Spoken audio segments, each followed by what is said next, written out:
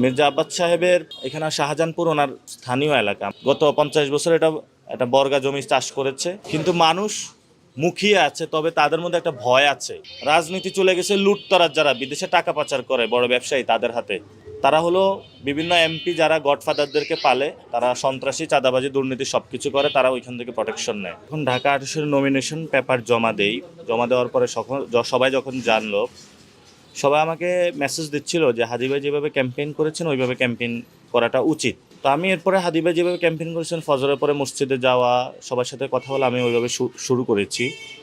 তো আমি ওইটার মধ্যে একটা স্পিরিট পেয়েছি হাদি ভাই কেন এটা করেছেন।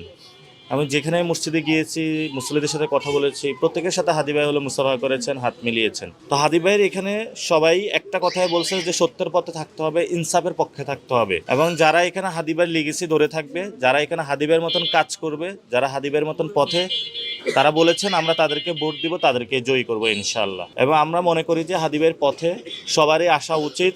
আমাদের মধ্যে ভালো কাজে প্রতিযোগিতা হবে, খারাপ কাজে আমরা বাদ দিব। আমরা আশা করি যে ঢাকা 8-এ ইনসাফের একটা ঢাকা 8 এবং হাদি ভাইয়ের এই আসনটা আমরা রাখতে পারবো, এবং সংসদে হাদি ভাইয়ের মান মর্যাদাটা রাখতে পারবো ইনশাআল্লাহ।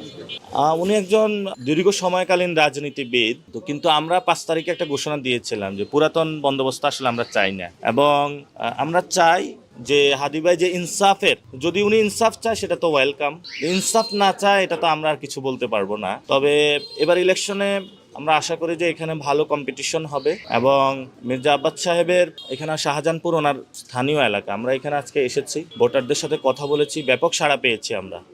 মসজিদেও সবার সাথে কথা বলেছি, এত সাড়া পাবো আশা করি নাই, কিন্তু মানুষ মুখিয়ে আছে, তবে তাদের মধ্যে একটা ভয় আছে। তো আমাকে অনেকজন চুপি চুপি কানে বলেছে যে ভোট কেন্দ্রে যখন ভোট দিতে যাব তখন কিন্তু আর ভয় পাবো না। তা আমাদের ঢাকা 8 আসনে আমরা মনে করতেছি একটা সাইলেন্ট ব্যালট রেভলিউশন হবে, এবং 11 দলীয় জোট, যেটা ব্যাপক হারে প্রার্থীরা পুরো বাংলাদেশে জিতবে, এবং মানুষ মুখিয়ে আছে ভোট দেওয়ার জন্য।